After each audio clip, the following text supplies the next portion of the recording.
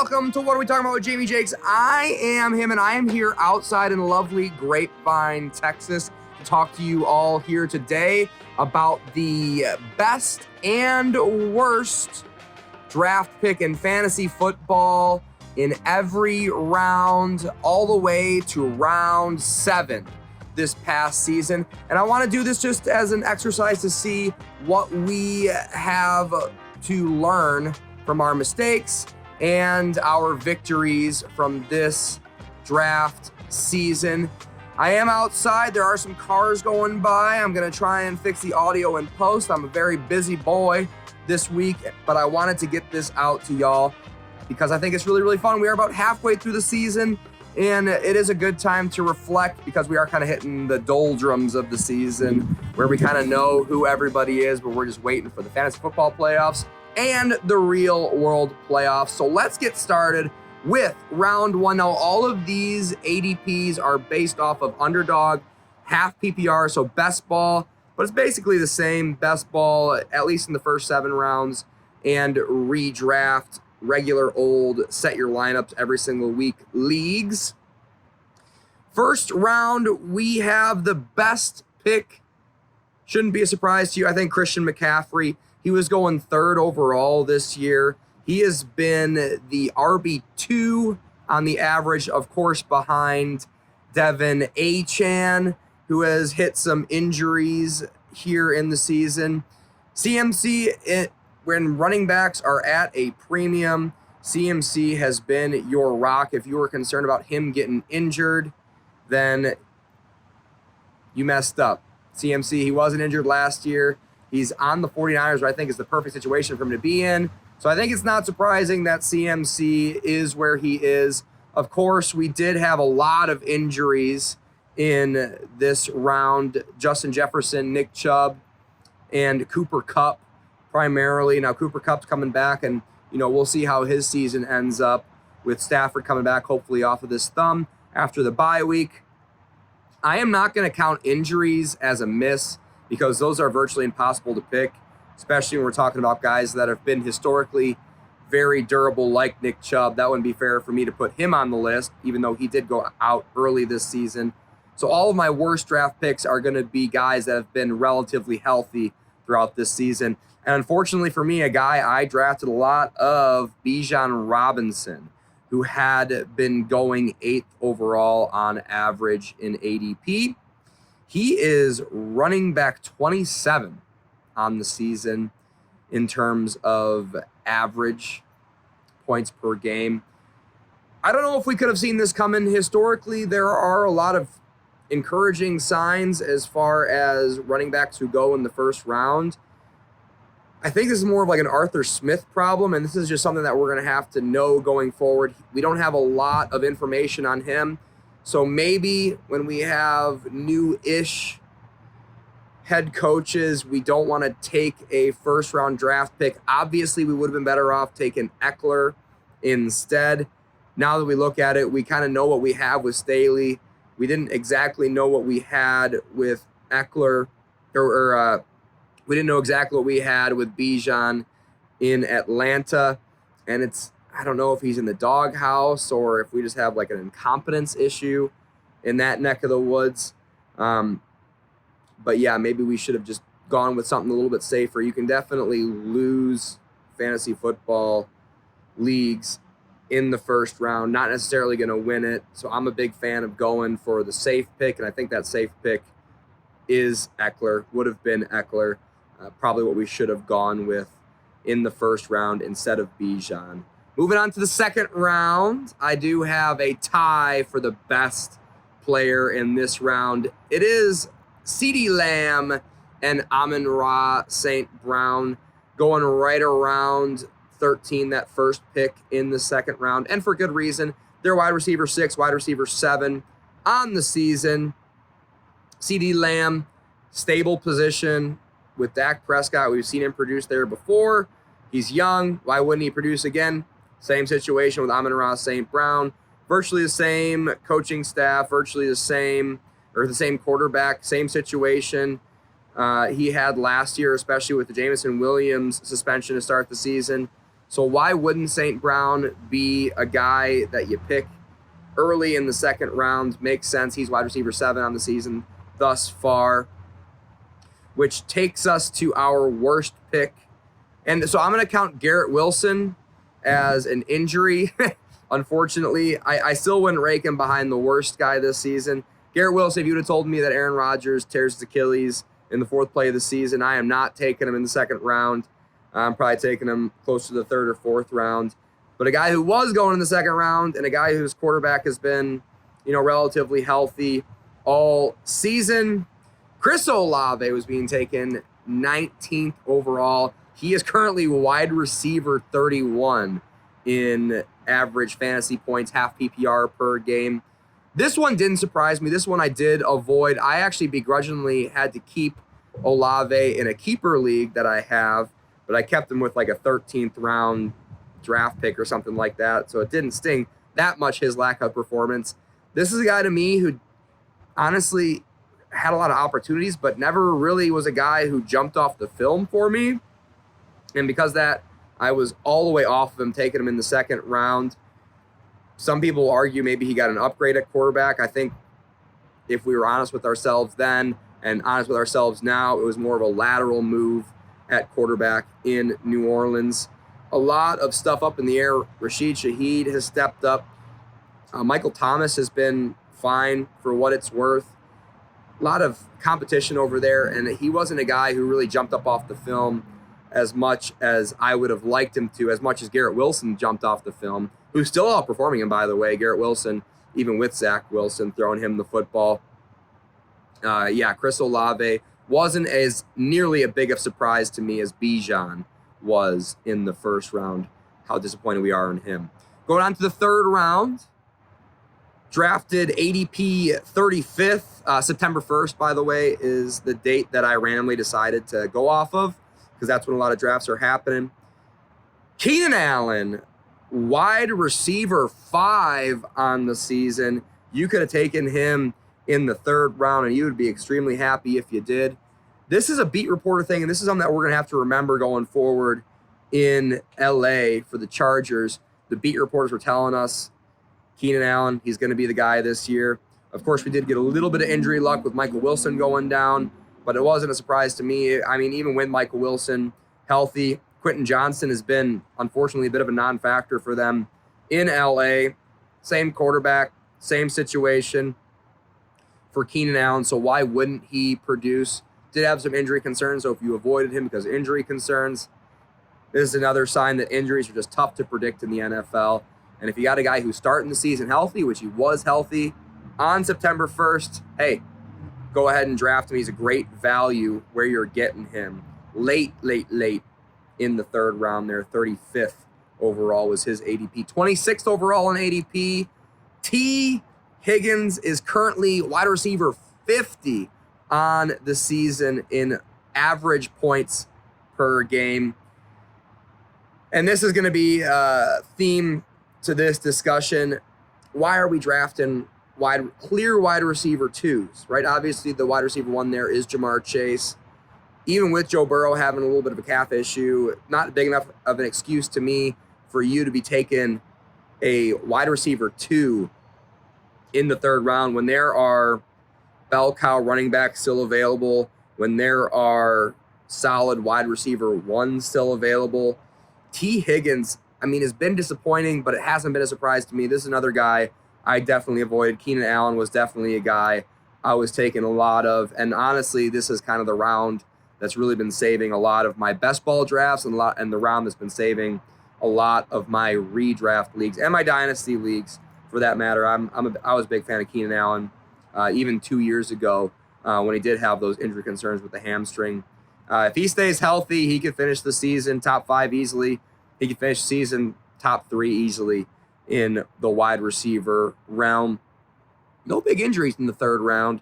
So if you missed in the 3rd round, you don't have that much of excuses. Moving on to the 4th round, big surprise to me.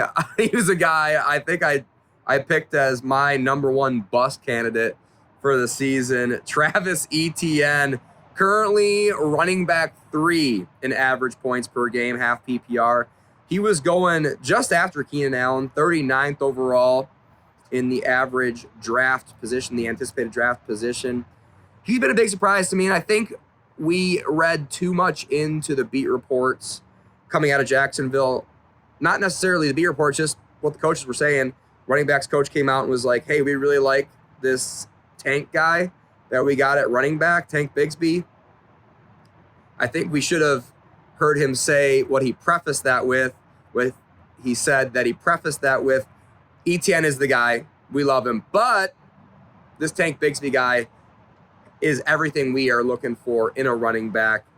So, I should have been taking ETN a little bit more. I shouldn't be as surprised as I am. He was taken number one, not with the same organization necessarily. A lot of changes in that organization in Jacksonville over the past couple of years. But at the same time, ETN, a guy who's been really impressive, and he looked good on film last year. So maybe a guy I should have not signed off on quite so early. Big swing and a miss for me. Christian Watson, Mike Williams in the injury category for me in this part of the draft. So I'm obviously not going to count them as a miss. But I think the worst pick, and that's pretty clear here at this moment, Najee Harris was going 42 overall. He is currently 38 in running backs average points per game. This should not be a surprise. There's a lot of people throughout the whole offseason with every Steelers player on the offensive side of things that was basically saying, hey, they're just going to magically get better. And my question all offseason was how and why is it going to get better? Same coaching staff, same quarterback, same offensive line. How and why is this team going to magically snap their fingers and just become way better? On top of it, we saw Jaylen Warren come in this past offseason. He was slowly starting to get more touches. Every time he touched the ball, he looked like the superior halfback for the Pittsburgh Steelers. Najee Harris, not a surprise to me to be the worst draft pick in the 4th round. And I just don't know why that people were excited about it. Moving on to the 5th round, we got a tie for our best picks in the 5th round. I couldn't pick between these two, so I threw them both up. Number 1, Kenneth Walker is going 51 overall in ADP, and he is currently 13th in average points per game in the running back position. People were saying he didn't catch the ball.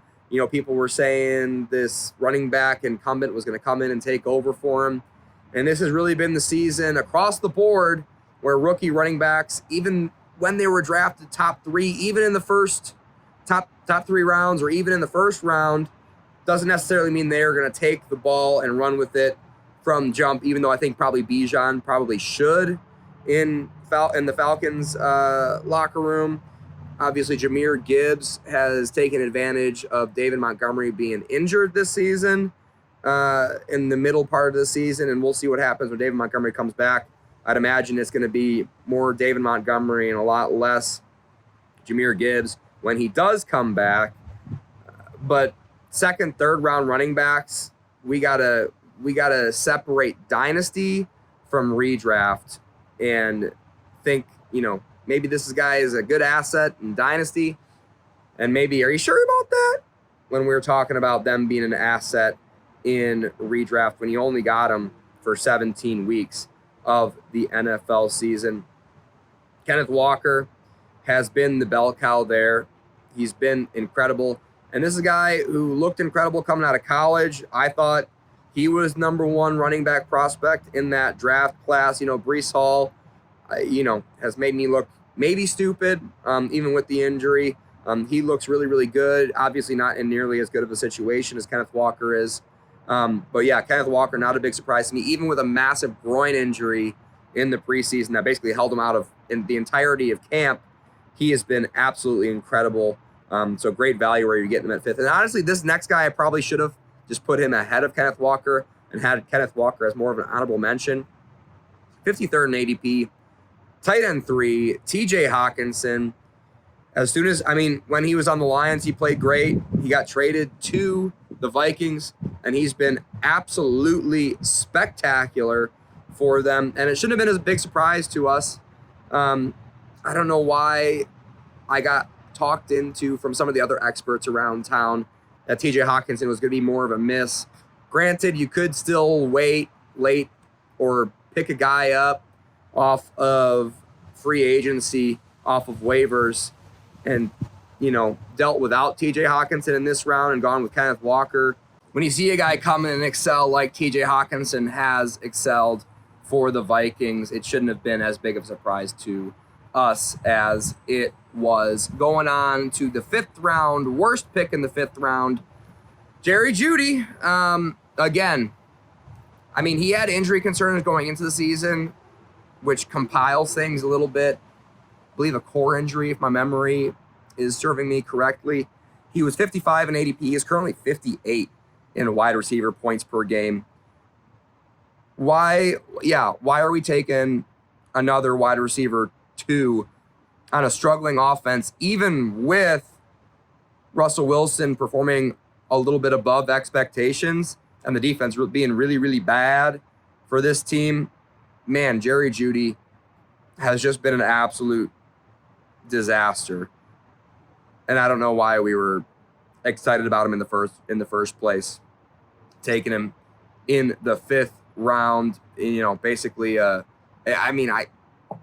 guess he wasn't a wide receiver 2 going into the season, but man, he definitely is now. Jerry Jeudy, not much to be excited about for him. So I don't know, another guy I missed. Looking at this list so far, I've done a pretty decent job of, outside of the first round, avoiding some of the major misses. And I've been kind of hit and miss on the big ones, so I guess good for me. In the 6th round, this is another guy that's like, I was picking him every single time. Was going 67 in ADP. Mike Evans, 13, wide receiver 13 in average fantasy points per game. He does it every year. Baker Mayfield's a competent quarterback. The Tampa Bay offense struggled last season with Tom Brady, but I think that had more to do with like a kind of a rapidly aging Tom Brady, a guy who wasn't very athletic anymore, and just a horrible offensive line. They are still horrible this year, but at least they're healthy. So they have like a, more of a cohesive unit there in Tampa. That defense has been really bad, which obviously helps Mike Evans as well. And this is a guy who just catches 1,000 yards every single year. So why wouldn't you take a flyer on him in the 6th round and, hope for the best? And definitely I was taking him a lot over JSN. J.K. Dobbins, by the way, a big, when he looked great, when he was healthy, got hurt early on in the season. Really, really unfortunate, really unlucky. But a guy I was all the way off of coming out of college, rookie JSN, he was going right around 67, right with Mike Evans on average. He is currently wide receiver 62. So this is another thing where I think we were confusing dynasty formats, and that was kind of leaking into redraft formats this season with JSN. Of course, Tyler Lockett, DK Metcalf. I guess if you're drafting JSN here, you were just counting on Tyler Lockett to just curl up into a ball and retire, I guess. Obviously, that hasn't happened. Tyler Lockett's been right about where you're drafting him in drafts this year. Not been a major hit, not been a major miss. DK Metcalf is having himself a career year over there. But why would JSN take all these targets away from Tyler Lockett and DK Metcalf and all of a sudden become a wide receiver 1B, which is kind of what you need him to be, even if you are drafting him in the 6th round? JSN, not a guy I was a big fan of coming out of college. I think the NFL told us what they thought of this draft class with how long they waited to draft the first wide receiver.